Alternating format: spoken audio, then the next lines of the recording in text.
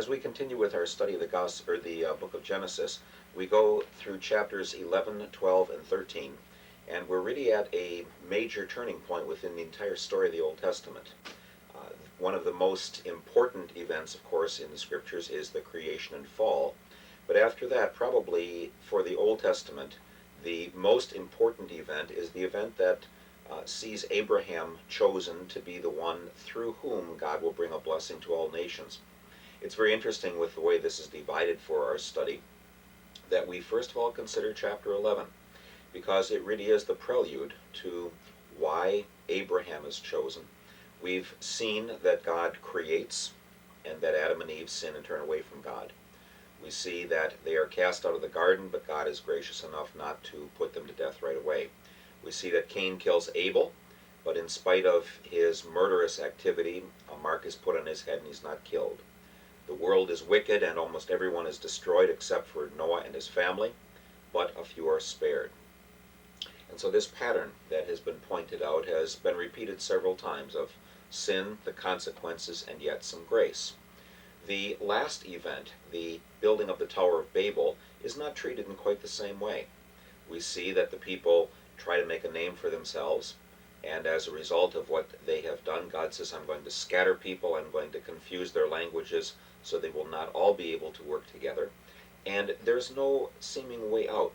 There's no grace at the end of the story, because really all of 1 to 11 is a sort of a setup for explaining really why God chose the people of Abraham. As we look more intently at the story of the Tower of Babel, a lot of people will talk about the word Babel in terms of Babel or a confusion of tongues. The actual Hebrew, or the actual Akkadian or Babylonian word, Bab-Elu, actually refers to the gateway to the gods, and gets at this idea that this ziggurat, or this big tower that the people were building, was to replicate a way in which they could come up to God, where they would rise up high to be able to see God.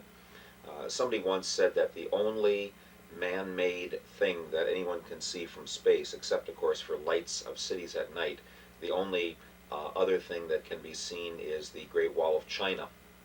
Now that may be changed today, but from not too much of a distance, it does not look like we have changed much on this earth, and yet we pride ourselves in how much we do and how hard we work and all of the efforts that we make, and yet we really don't change the landscape much.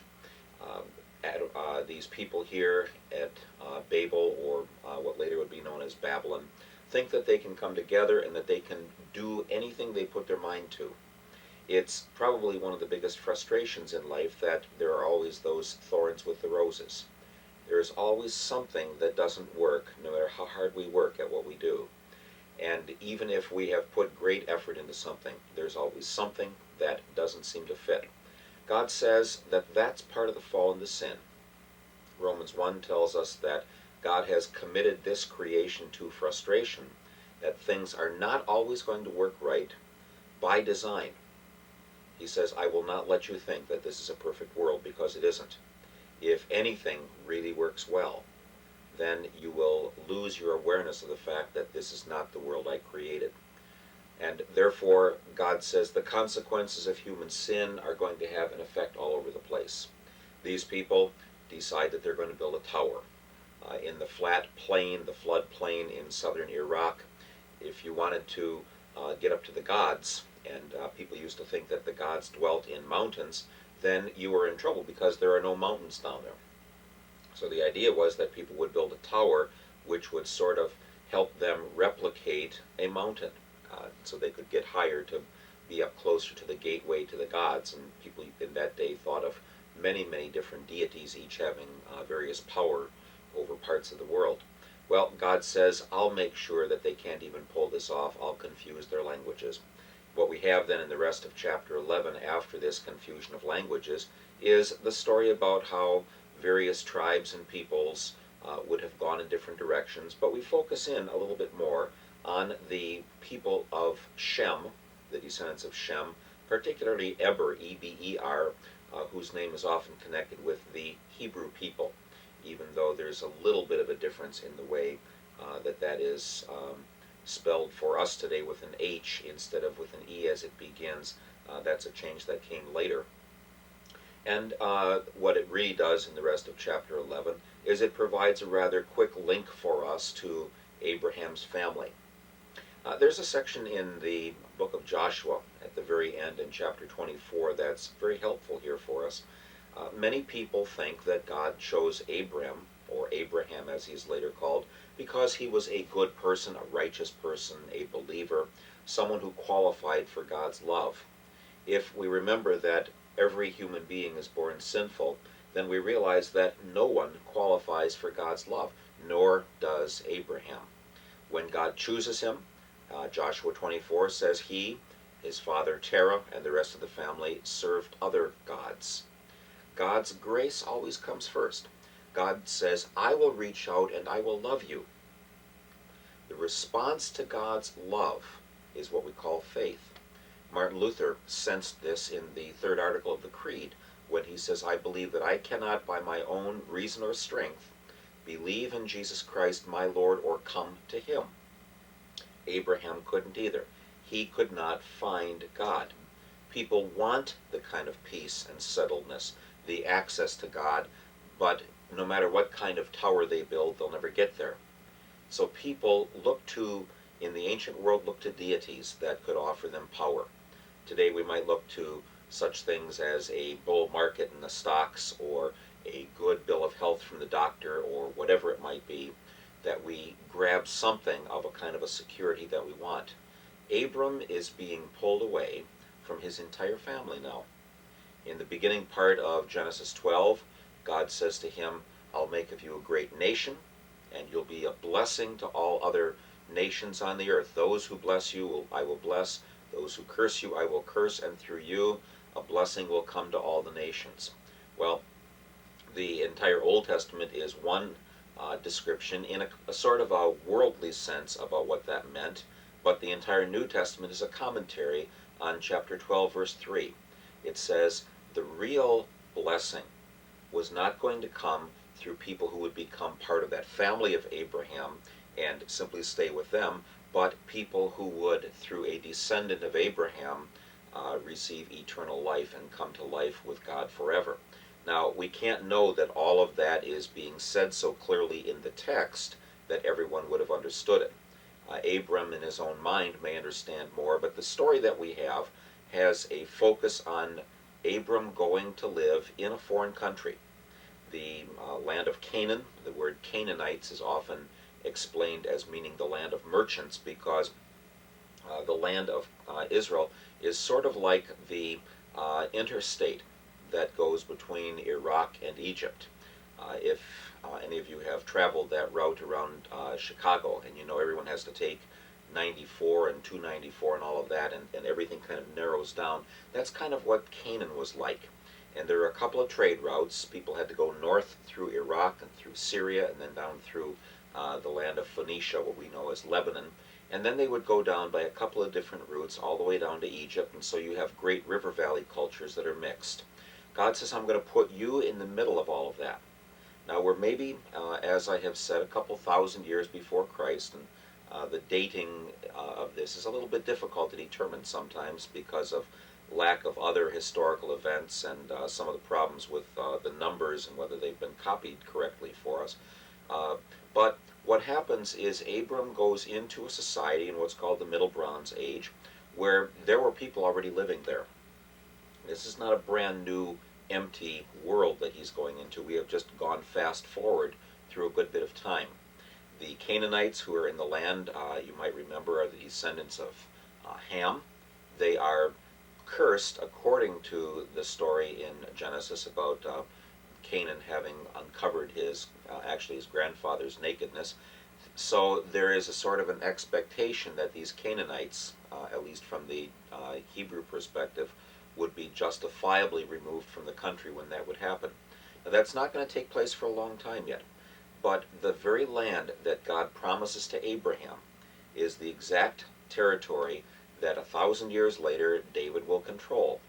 Everything in the rest of the Old Testament, from this point all the way through, all the way into the time of Christ, says this is a specially chosen people.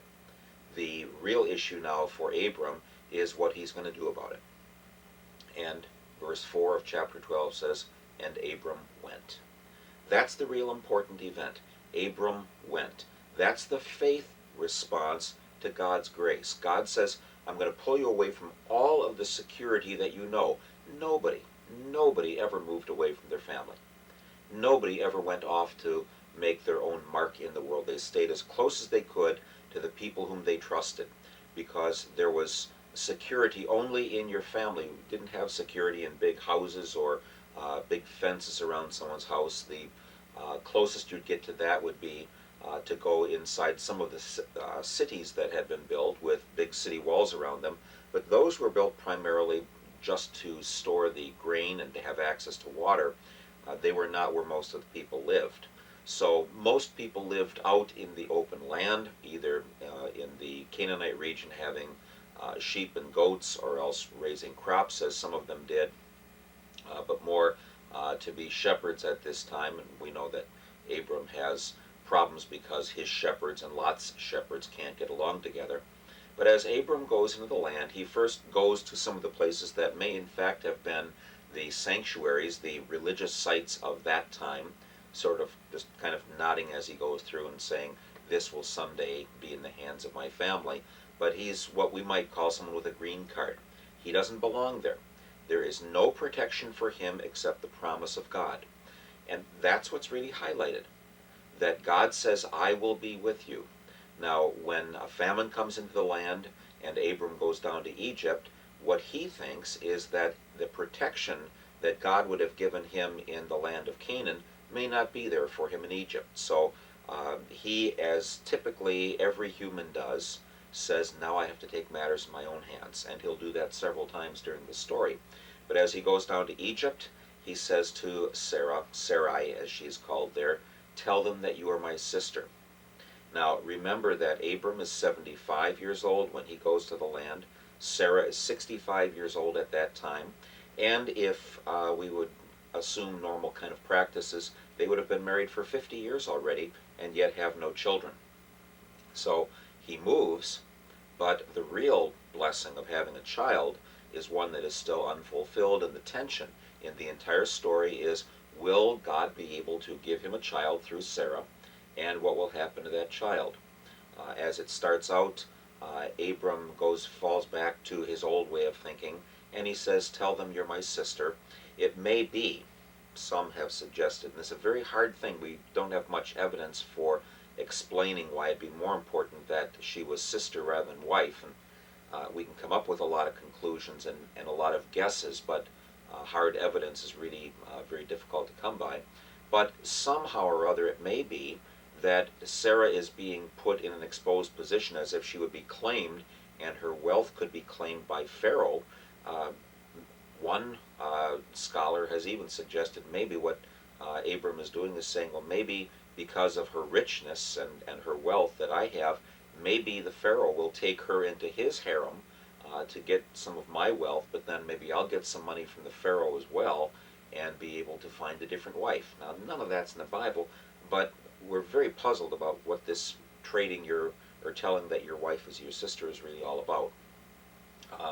Obviously, Abram has gone down into Egypt many hundreds of years before his relatives. He's been thrown out. Later, his relatives will be kept there when they want to leave, and then God will have to deliver them. But at this time, he is thrown out of the country.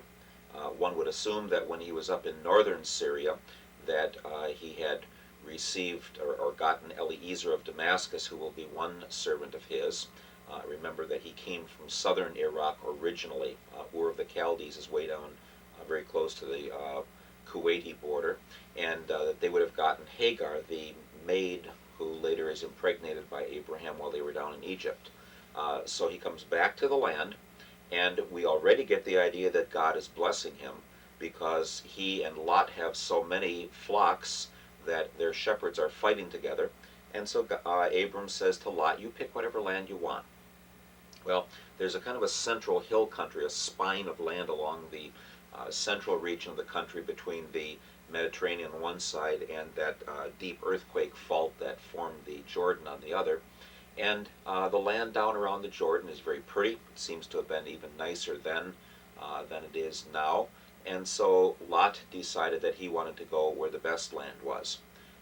God takes Abram to a high point in the land and says, look all around, everywhere you can see, that land is going to go to you and your descendants forever. So there's a tension that's developing here now, a tension where God says, trust me. Abram says, okay, and he goes. But then, because there's no children, and because there is pressure both from his own family and from the outside with a drought, he begins to start acting on his own. And I hope this doesn't spoil the story for you too much, but we often talk about biblical heroes, and in some sense we need to see that all the heroes have feet of clay. Every one of them have things that they do where they turn away from God, and God has to continue to act with them by grace. That ought to be a comfort to us, not a justification for sinning, but a comfort that in times when we have turned away from God and think that we're on our own, that we can remember that He is holding on to us as well. And one of the joys of worship is a time when we can come and evaluate the days of our lives when we have looked at ourselves as if we were in Egypt, relying on ourselves, but then as we come into God's presence, to be reminded once again that He is with us. So through various events like the promise that's made to Abraham here that he'll have all of that land, God comes to him from time to time and says, I'm with you, settle down, take it a day at a time, and care for your family, and don't pull any of these kind of stunts that Abraham pulled. You don't have to protect yourself. The key point is that God is a God of people, not a God of place. He's not locked in a church building. He's not locked in a few people. He is wherever His believers and those whom He has chosen are to be found. So as we look at this section, we can remember that God's promises are going to be ongoing, even though the people might think that they have to help themselves out or help God because it doesn't look like He has delivered on the promise. Obviously, it'll be 25 years before Abraham and Sarah actually have a child, and that's a long time for anybody to wait when they think that something is going to happen very soon. May God continue to bless you in your study, and as you reflect on these human beings through whom God worked in the past, remember that He will also work through all of us, and He will help us to encourage others whose lives have been lived in Ur of the Chaldees and trying to make a name for ourselves, to remember that He is also with all of us and continues to settle us down to help us live, even in a broken and fallen world, in His presence. God's continued blessings to all of you. Thank you.